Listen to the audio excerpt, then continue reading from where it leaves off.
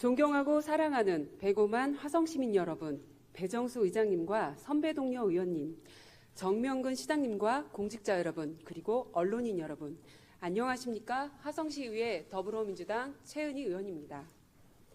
오늘 저는 화성 서부 지역의 생명수인 남향호의 수질 악화와 생태계 이상 징후에 대해 말씀드리고 실효성 있는 개선 대책 마련을 촉구하고자 이 자리에 섰습니다. 남향호는 화성시의 중요한 농업 기반 시설로 장안면 등 서부 지역 농경지에 안정적인 농업 용수를 공급하고 있는 핵심 자원입니다. 또한 생태적 측면에서도 지역 하천과 연안 생물종의 연결고리를 해왔으며 여러 담소어종이 다양하게 서식하는 담소호입니다. 그러나 현재 남향호는 생명력을 잃어가고 있습니다. 총 유기탄소 기준으로 최근 5년간 수질이 5등급 수준에서 정체돼 있으며 여름철마다 녹조 현상이 반복되고 있습니다. 2023년 경기도보건 환경연구원의 조사에서도 식물 플랑크톤 밀도가 높아졌고 녹조의 지표라 할 수 있는 클로로필 A 농도가 꾸준히 상승하고 있다는 결과가 보고되는 등 부영 양화가 우려되는 수준에 이르렀다는 점이 확인되고 있습니다.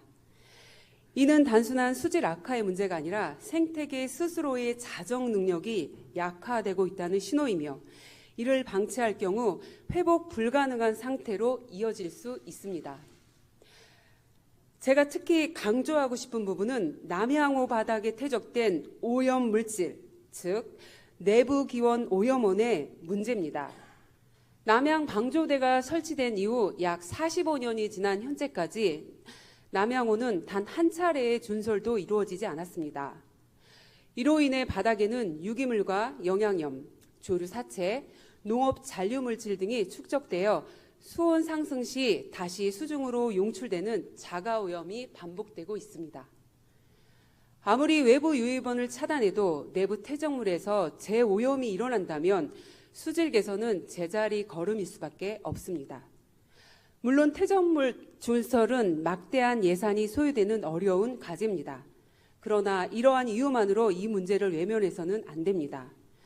지금부터라도 퇴적물의 오염도에 대한 정밀 조사를 시행하고 생태적 부담을 최소화하는 선별 준설이나 보건기법을 도입하는 등 장기적인 해결 방안을 적극적으로 모색해야 할 시점입니다. 이와 같은 내부 오염 문제는 비단 남향호에 국한된 것이 아닙니다.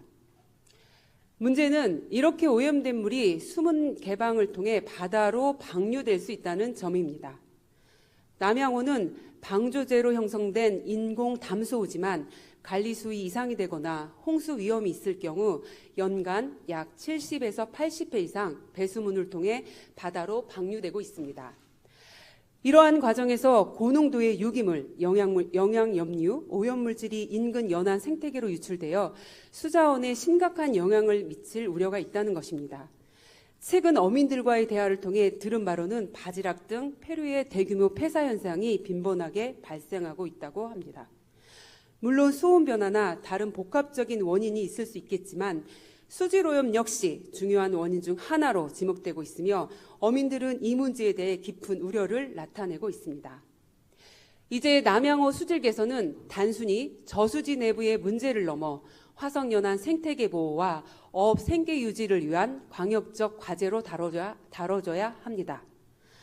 따라서 화성시는 남향호와 접하고 있는 평택시 그리고 직접 관리 주체인 한국농어촌공사 등과 함께 수질 개선 협의회 또는 공동 대응 기구를 구성해 수질 관리, 유해물질 모니터링, 장기적 퇴적물 정화 방안까지 포함하는 통합적 수질 관리 체계를 구축할 것을 강력히 요청드립니다.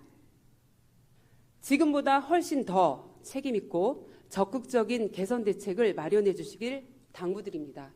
경청해 주셔서 감사합니다.